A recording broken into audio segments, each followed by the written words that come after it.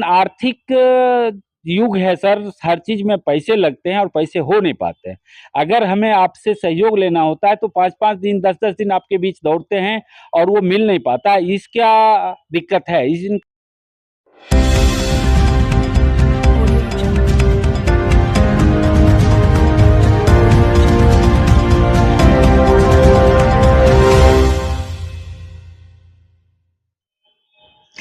नमस्कार, मैं हूं संजीव श्रीवास्तव और आप देख रहे हैं नेशनल पॉजिटिव न्यूज़। एक वक्त था जब नाटक जो है समाज का एक आईना होता था। समाज की बातों को, समाज की भावनाओं को आम लोगों तक पहुंचाने का एक बहुत बड़ा जरिया था।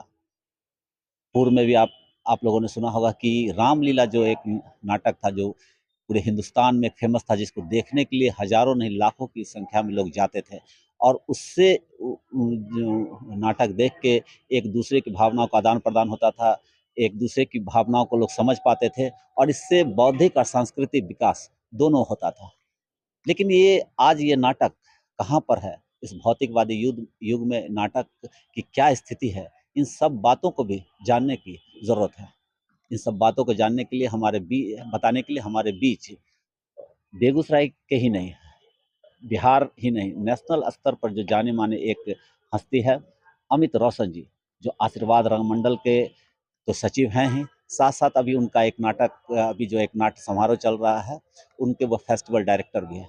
हम आइए उनसे जानने का प्रयास करते हैं कि आज के भौतिकवादी युग में ये नाटक कहाँ पर है। अमित जी, सबसे पहले आपका तो मेरे चैनल पर बहुत बहुत आपका आभार कि आप जी, नेशनल पॉजिटिव न्यूज़ को बहुत-बहुत धन्यवाद कि आप 10वां आशीर्वाद राष्ट्रीय नाट्य महोत्सव को अपना समय दे रहे हैं। इसके लिए आपकी पूरी टीम को धन्यवाद। अमित जी, सबसे पहले ये जानना चाहेंगे कि जो एक समय था कि नाटक जो था वो एंटरटेनमेंट का तो साधन था ही, लेकिन इसके साथ-साथ समाज के विकास में या समाज की में जो कुरीतियाँ थी उसको उभार कर उसके उपाय में भी बहुत बड़ा योगदान रखता था। तो लेकिन आज के भौतिकवादी युग में आप नाटक को कहाँ देखते हैं? संजीत जी, ये बड़ी बात है। कल जो थिएटर था वो आज भी वही है, समाज का आईना है और समाज में जो व्याप्त कुव्यवस्थाएं हैं, समस्याएं हैं, उसी के खिलाफ रंगमंच आज भी खड़ा है। और जो भी नाटक फेस्टिवल में आते हैं या जो नाटक हम करते हैं, चाहे इम्प्रोवाइजेशन किया हुआ हो, चाहे किसी के द्वारा लेखक द्वारा लिखा हुआ हो, वो समाज की समस्याओं को ही सामने लाने का काम करती है। रही बात इलेक्ट्रॉनिक मीडिया की युग है और उस दौर में जब ग्लोबल है, मोबाइल की क्रांति आई हुई है, तो आप उसमें से रंगमंच उतना इलोबरेट तो नहीं है, लेकिन रंगमंच पहले भी जिंदा था, आज भी है और अप डाउन सब में चलता है। रंगमंच फिर भी समाज के लिए आज भी उसी स्थिति में है। लेकिन मैं नाटक जो देखता हूँ, जैसे बेगूसराय का तो नाटक देखता हूँ आप लोग के माध्यम से, पटना के भी जो नाटक होता है उसकी भी चर्चाएँ सुनता हूँ और दिल्ली में सुनता, लेकिन सब बड़े-बड़े कलाकारों से भी हमने सुना है कि नाटक जो है आज एक फ़ाइनेंशियल क्राइसिस से गुज़र रहा है। तो इसको आप कैसे? जी, फ़ाइनेंशियल क्राइसिस से पहले भी गुज़रता रहा है और कमोबेश उस समय क्या होता था कि चंदा के तौर पे, सहयोग राशि के तौर पे किया जाता था। आज भी दौर वही है। थोड़ा-सा क्या हुआ है कि सोसाइटी जो है, जितना कोऑपरेशन करना चाहिए, ख़ास करके नॉर्थ इंडिया की बात मैं कर रहा हूँ, उतना हिंदी रंगमंच को पब्लिक का सहयोग नहीं मिल पाता है। अगर आप मराठी थिएटर, बंगला थिएटर या असामी थिएटर की बात करें, जहाँ मोबाइल थिएटर चलता है, वहाँ आज भी लोग 5-500 रुपये का टिकट कटा के जाते हैं, जो कि हमारे यहाँ वो परंपरा नहीं बनी है। हम लोग प्रयास ज़रूर करते हैं आपके मीडिया के माध्यम से, जन सहयोग के माध्यम से और सरकार का भी अंशदान मात्र मिलता है सहयोग, जो कि अनिश्चित है। वो कब मिलेगा इसकी कोई सूचना नहीं होती है और उसकी बदौलत सिर्फ रंगमंच हो ये भी ऐसा भी नहीं है। उनका कुछ सहयोग ज़रूर मिलता है और कुछ जो हमारे ज़िले के या जहाँ कहीं भी रंगमंच होता है, वहाँ के जो पैसे वाले हैं, कैपिटलिस्ट हैं या इंडस्ट्री है, उनका थोड़ा बहुत मेहनत करने पे सहयोग मिल पाता है। उसकी बदौलत रंगमंच चल रहा है। जी, एक बहुत बड़ी विडंबना भी इसको कहा जा सकता है कि जो लोग आप जैसे लोग डायरेक्टर हो और एक बड़े रंगमंडल के सचिव होके भी मतलब नाटक तो दिखाते हैं और अपने देश के या राज्य के या उस जिले के विकास में अपना योगदान बावजूद इसके आपको कई जगहों पर जाना पड़ता है, ऐसे लोगों के पास भी जाना पड़ता है, उनसे पैसे की सिर्फ नाटक दिखाने के लिए पैसे की मांग करनी पड़ती है। तो उसमें कि मतलब कभी-कभी मैंने कई डायरेक्टरों से सुना भी है कि उनका कभी-कभी ज़मीर भी अलाउ नहीं करता है, लगता है कि छोड़ ही दे उसे बढ़िया।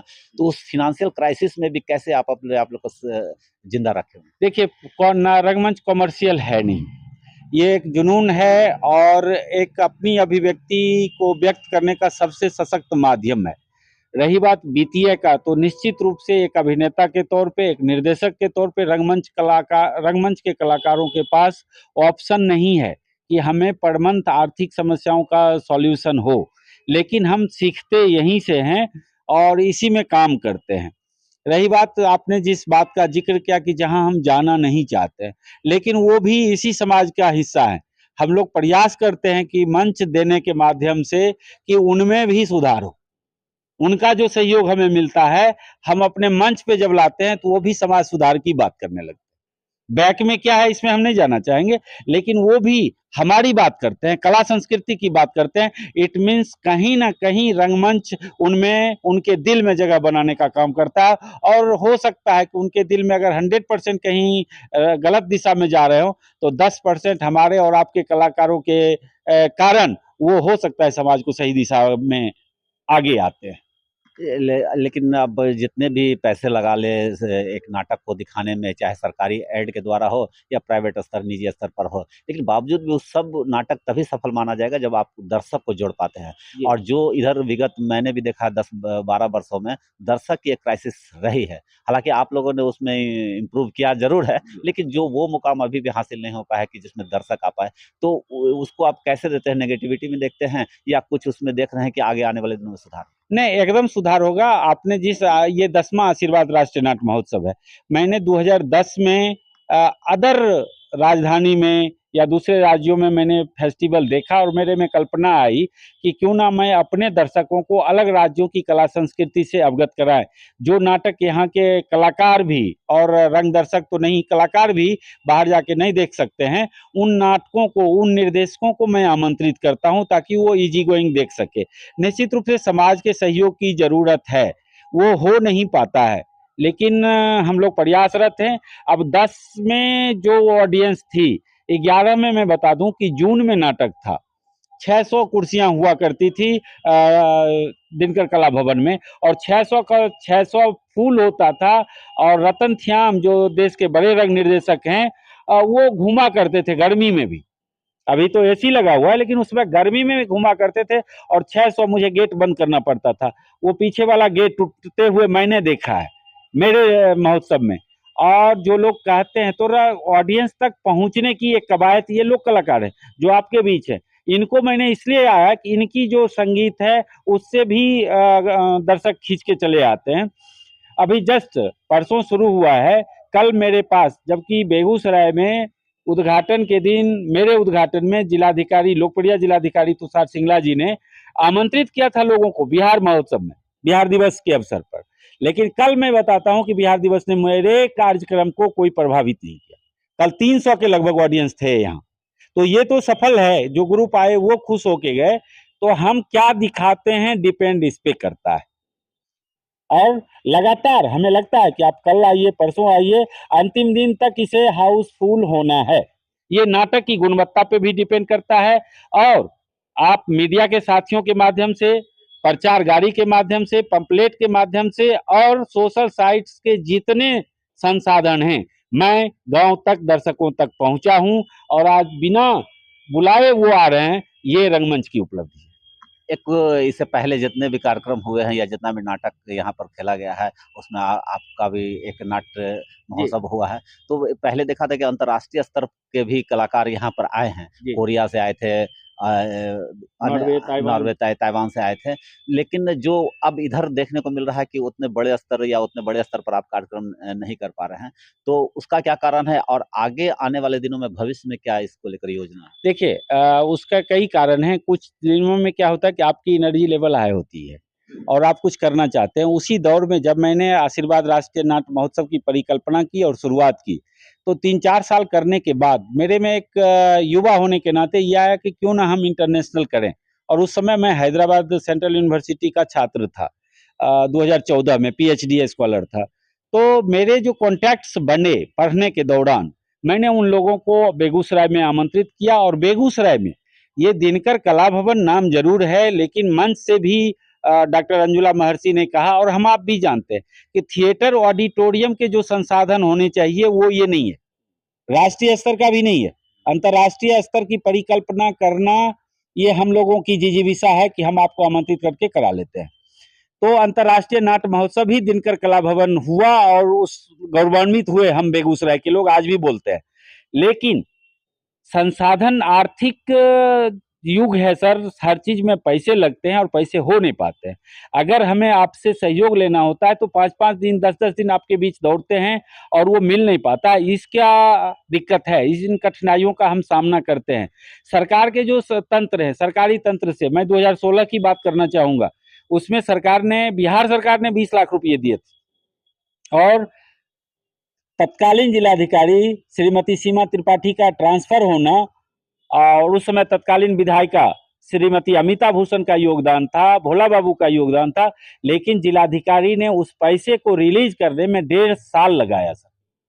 अगर मेरे पास दूसरा साधन नहीं होता, मैंने कर्ज लेके उसको भुगतान किया था, ये इसमें पूरा देश कलंकित होता अगर हम उन्हें पैसे नहीं दे पाते। और 150 बार मुझे एनडीसी टू डीएम के यहाँ जाना पड़ा, उसके बाद हिम्मत नहीं होता है कि अंतर्राष्ट्रीय नाट्य महोत्सव का आयोजन हम करें। उसके बावजूद हम आपके सहयोग से पुनः ये निर्णय कर रहे हैं। संभावना है कि हो सकता है कि अगर मुझे आप सबका सहयोग मिला, हम लोगों ने मंच से जिलाधिकारी महोदय को भी कहा है कि अगर आपका सहयोग मिले, क्योंकि वो युवा हैं, आए हैं और अभी विकास के कामों में लेके सांस्कृतिक कार्यों में भी दिलचस्पी रखते हैं, तो अगर उनका और आम पब्लिक का सहयोग मिला तो निश्चित रूप से बेगूसराय दूसरा आशीर्वाद अंतर्राष्ट्रीय नाट्य महोत्सव का आयोजक होगा, इन परेशानियों के बावजूद। तो क्या लग रहा है कि आने वाले दिनों में बेगूसराय से भी कोई अच्छे कलाकार या अच्छे जो रंगमंच के कलाकार है वो निकलेंगे और राष्ट्रीय स्तर पर करेंगे? आप लोग का क्या ऐसा प्रयास है? निकल ही रहे हैं सर, कई लोग अलग अलग जगहों में काम कर रहे हैं और उसी का एक प्रयास है। नाट्य महोत्सव सिर्फ ये नहीं है कि हम कर रहे हैं, हम एक माध्यम है। ये बेगूसराय का राष्ट्रीय नाट्य महोत्सव है और ये बंद ना हो, ये पब्लिक का भी दायित्व है। जितना मेरा दायित्व है उससे ज्यादा कहीं समाज का सहयोग मिलना चाहिए। तो आगे भी हम लोग का प्रयास है कि आने वाले कलाकारों को देखते हुए जो नवोदित कलाकार हैं वो सीखें भी, और सीखने का कोई अलग एक माध्यम नहीं होता। हम सिर्फ अभिनय की बात नहीं करते हैं।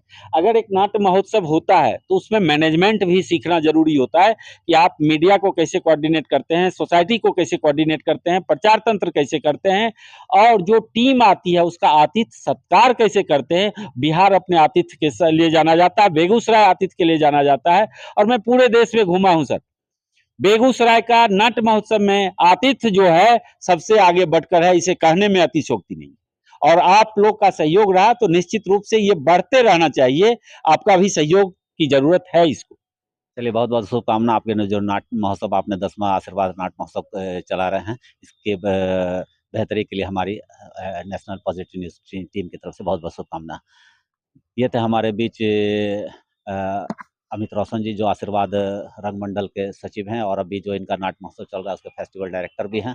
तो इन्होंने जो बताया तो उससे आप लोगों ने भी सुना इनको कि जो नाट्य या रंगमंच जो है वो यहाँ पैसे की क्राइसिस से तो ज़रूर गुजर रहा है, लेकिन उसके बीच में भी इनको एक पॉजिटिव नज़र आता है कि हर मुसीबत के बावजूद भी हम नाटक को ज़िंदा रख पाएंगे और यहाँ से अच्छे कलाकारों को निकाल पाएंगे। लेकिन इसमें सिर्फ इनका जो इन्वॉल्वमेंट है वही ज़रूरी नहीं है, इसके लिए ज़रूरी है कि समाज भी आगे आवे, हम आगे आएँ, आप आगे आवें। जो इन्होंने एक दबे स्वर में ही सही बताया कि जहाँ हम लोग जाते हैं पैसे के लिए, वो मंच पर तो अच्छे से बात कर लेते हैं, लेकिन जब वहाँ जाते हैं तो उन्हें एक इन्फीरियरिटी कॉम्प्लेक्स का शिकार होना पड़ता है। तो हमारी भी एक गुजारिश है कि अगर नाटक को ज़िंदा रखना है, खासकर बेगूसराय के रंगमंच को ज़िंदा रखना है, तो हम लोग खुले दिल से आवे, कम से कम धन से ना हो तो तन और मन से ज़रूर इनको सहयोग करें, ताकि बेगूसराय का रंगमंच जीवित ही ना रहे, राष्ट्रीय फलक पर अपनी पहचान भी बनावे। नेशनल पॉजिटिव न्यूज़ के लिए मैं संजीव श्रीवास्तव।